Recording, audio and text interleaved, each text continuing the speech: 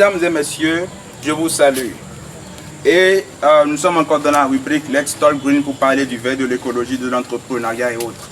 Comme vous pouvez le constater, je suis sur une parcelle d'environ 200 mètres carrés où le maïs, Sia Maize, est produit. C'est actuellement en billon et l'intervalle en 2 billons sillons. Ce maïs est réputé être vraiment très agréable, très apprécié en termes de rendement. Et donc nous avons ici un invité, un étudiant, un agronome et un producteur, Sakiti, Monsieur Sakiti Dario, que nous invitons, qui va nous aider à retracer la production, l'itinéraire technique de la production du maïs. Alors Monsieur Dario, pourquoi le maïs d'ici est réputé vraiment très bon? Pourquoi c'est vraiment apprécié par les producteurs, par les consommateurs ici? Oui, le maïs ici, bon, sur cette présentement, il y a toujours un grand rendement. C'est seulement dû au fait que il y a quelques années, ils ont fait l'élevage des ovins ici. Donc pendant plusieurs années, il y a les arrière-effets qui permettent aux plantes de bien donner leur potentiel. Donc en deux termes, dans ce sable-là, il y a déjà des dégestions ici. Hein? Oui, donc c'est vraiment un apport très significatif pour le maïs. Apport organique très significatif. Alors parlez-nous un peu de la production du maïs, parce qu'on sait qu'avec 20 à 25 kg de semences certifiées déjà, on peut déjà faire la production. Bien sûr, quand on a commencé à préparer le sol, comme déjà les billons sont faits. Et alors, parlez-nous un peu plus du reste, de la technicité qu'il y a, les apports d'engrais, comment il faut gérer, voilà, pour la production du maïs. Oui, évidemment, avec 25 kg de maïs, vous pouvez déjà semer un hectare.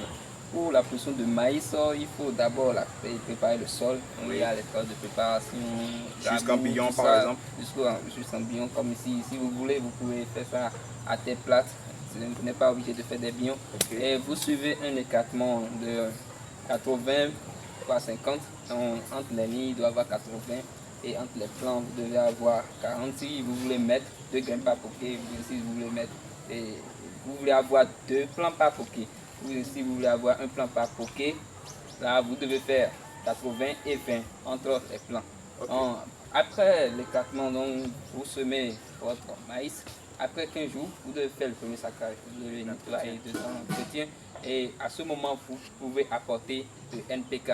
Et vous allez profiter pour voir si dans le champ, est-ce qu'il y a des attaques. Donc, comme ceci par exemple, oui, apparemment voilà. C'est un ravageur qui aime vraiment le bouffer, le Spodoptera frugifera, voilà. La chenille légionnaire du maïs. Et donc on le traite aussi avec des produits.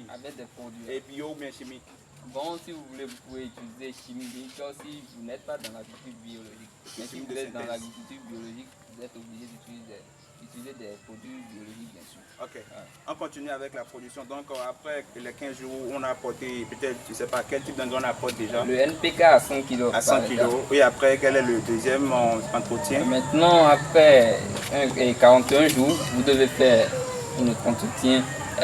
Là, après ce saccage, vous devez apporter de l'urée parce qu'à cette étape, les mains seront à la floraison, ils auront besoin de l'urée pour bien donner. Et vous apportez 50 kg d'urée. Et comment on l'apporte au fait?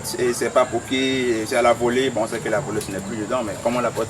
Oui, bon, il n'y a plus la volée. Vous devez apporter, vous devez faire des trous un peu loin du pied de maïs et vous mettez ça dedans. Comme c'est l'urée, vous devez refermer le tout parce que l'azote est volatile. Ok. Et alors, à quel rendement? Parce que généralement dans les livres scientifiques, on voit du cas 2 tonnes, 3 tonnes, mais en milieu réel, on peut s'attendre à combien de tonnes par exemple pour le maïs? Oui, bon, le maïs, ça dépend de la variété que vous allez semer. Il y a des variétés qui peuvent vous donner 8 tonnes à l'hectare, il y en a d'autres qui peuvent vous donner 800 kg, 700. Mais le maïs, vous pouvez espérer jusqu'à 1 tonne si vous suivez bien. Et ça dépend aussi de la variété que vous avez utilisée. Ok, parce que moi je lisais dans le document, je voyais 3 tonnes à l'hectare, 2 tonnes à l'hectare. Et pensez-vous que le maïs pourra être un jour remplacé dans notre alimentation, je dirais dans votre alimentation par exemple? Bon, moi je sais pas, ça peut pas être de si tôt parce que je ne vois pas encore une autre culture qui va remplacer le maïs. Ok, avec la pâte qu'on le mange, la bouillie et autres, le maïs restera au Bénin dans notre production, dans notre consommation, dans notre culture. Dans notre style culinaire, un mets, un plat, une plante aux vertus mille et une. Vraiment merci pour votre suivi de la rubrique Let's Talk Green dans cette session, la production du maïs.